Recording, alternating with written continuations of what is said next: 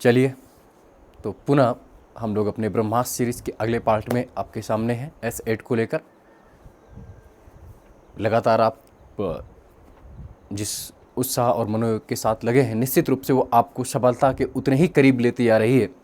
और आइए, इन क्वेश्चंस के माध्यम से हम पुनः अपना उत्साह और अपने पेपर को नज़दीक आने का महसूस और उससे पार पाने के रूप में इन क्वेश्चंस को रट सकते हैं। क्वेश्चंस ज़रूर छोटे होते हैं, बट ये आपके एग्ज़ाम्स को देख कर के क्वेश्चंस बनाए जाते हैं, ताकि आपके एग्ज़ाम्स में आपको जब क्वेश्चंस मिले तभी आपको संतुष्टि होगी। अपने उत्साह, अपनी लगन और अपनी ऊर्जा को बनाए रखिए और डाटा को संतुलित ढंग से रटते रहिए और किताबों के भरमार और किताबों के बोझ के तले दबने से बचिए। चलिए, तो पहला क्वेश्चंस उत्तर प्रदेश से लेते हैं। उत्तर प्रदेश लघु उद्योग विकास निगम की स्थापना कहाँ की गई? उत्तर प्रदेश लघु उद्योग विकास निगम, UP small industry development corporation की स्थापना कानपुर में की गई है। कानपुर में कब की गई? 1958 में। एक बार फिर से सुनेंगे। उत्तर प्रदेश लघु उद्योग विकास निगम की स्थापना कानपुर में 1958 में की गई। साथ ही उत्तर प्रदेश राज्य औद्योगिक विकास निगम की स्थापना भी कानपुर में ही की गई है 1961 में। उत्तर प्रदेश राज्य औद्योगिक विकास निगम, UP state industrial development corporation भी कानपुर में ही है और इसकी स्थापना 1961 में हुई थी। कानपुर से और जो दो क्वेश्चंस इंपॉर्टेंट हैं जो हमेशा आते हैं, doctor Bhimrao Ambedkar institute for handicraft कहाँ पर है? ये भी कानपुर में है। Doctor Bhimrao Ambedkar institute for handicraft Kanpur. भारतीय दलहन अनुसंधान संस्थान, Indian pulses research institute IPR Kanpur. भारतीय कृत्रिम अंग निर्माण निगम लिमिटेड कानपुर। तो ये कानपुर से जुड़े हुए कुछ क्वेश्चन थे। अब आइए अगला क्वेश्चन लेते हैं यूपी से। उत्तर प्रदेश किसान सभा की स्थापना कहां पर हुई? उत्तर प्रदेश किसान सभा की स्थापना कब हुई? तो उसका आंसर है 1918 में। 1918 में हुई थी। गौरीशंकर मिश्र, इंद्र नारायण द्विवेदी और मदन मोहन मालवीय जी ने इसकी स्थापना की। अब इसमें जो कन्फ्यूजिंग होता है कि उत्तर प्रदेश किसान सभा की स्थापना 1918 में, जबकि अवध किसान सभा की स्थापना 17 अक्टूबर 1920 को हुई थी। अवध किसान सभा की स्थापना 1920 को प्रतापगढ़ में हुई थी, बाबा रामचंद्र जी के द्वारा की गई थी। बाबा रामचंद्र जी को आप जब पढ़ेंगे असहयोग आंदोलन के दौरान, एका मूवमेंट, उस दौरान बाबा रामचंद्र द्वारा अवध में एक ज़बरदस्त मूवमेंट किया गया था। किसान मूवमेंट में तीव्रता से उन्होंने भाग लिया था, इसीलिए इन्होंने प्रतापगढ़ में अवध किसान सभा की स्थापना की। इन दोनों क्वेश्चन में अंतर है, याद रखना, दोनों क्वेश्चन से आते हैं। एजेंडा फॉर 2030, एजेंडा फॉर 2030 का संबंध है। आप जानते हैं जो SDG होते हैं हमारे, सस्टेन डेवलपमेंट गोल, जो 17 सतत विकास लक्ष्यों से संबंध है इसका।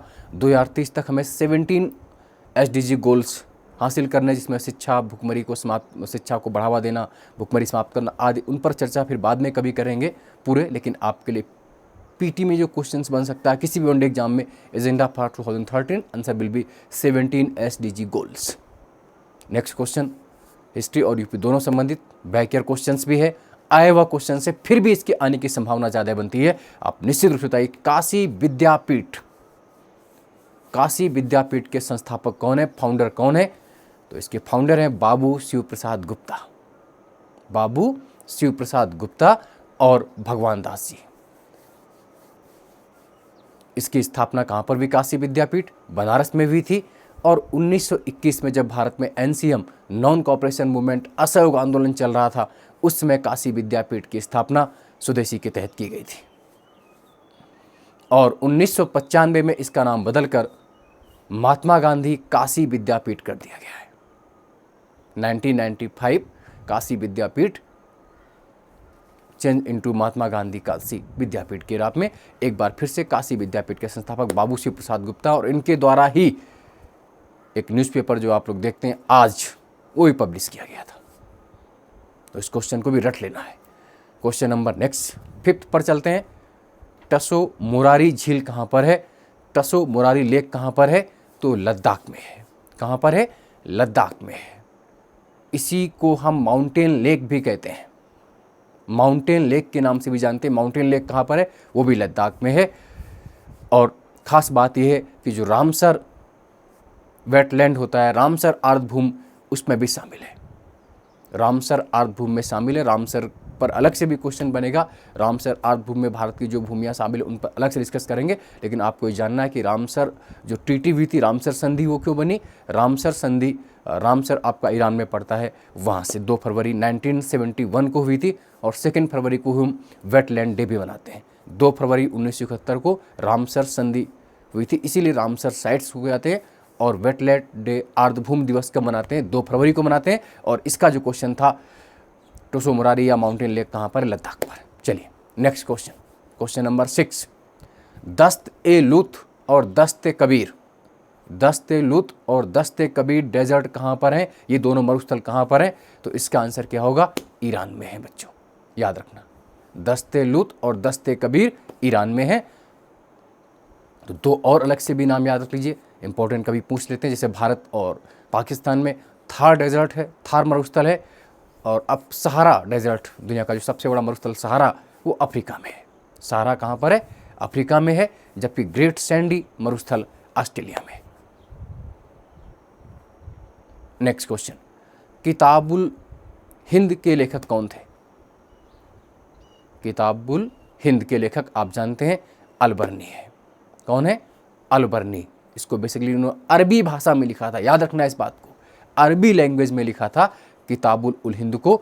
और भारतीय इतिहास का जो पहला जानकार माना जाता है अलबर्नी। अलबर्नी ने यहाँ इस पुस्तक में यहाँ भारत की धर्म, दर्शन, त्यौहार, खगोल, विज्ञान, रिलीजियस, फिलोसफी, फेस्टिवल्स, साइंस, सब का वर्णन किया है।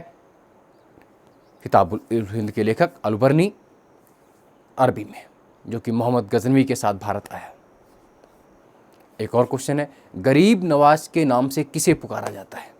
गरीब नवाज, तो गरीब नवाज के नाम से ख्वाजा शेख मोइनुद्दीन चिश्ती को कहते हैं। Sheikh Moinuddin Chishti was the founder of Chishti. Sheikh Moinuddin Chishti Chishti संप्रदाय के संस्थापक हैं। भारत में चिश्ती सिलसिला की स्थापना इन्होंने की। और इनकी दरगाह कहाँ पर है? अजमेर में।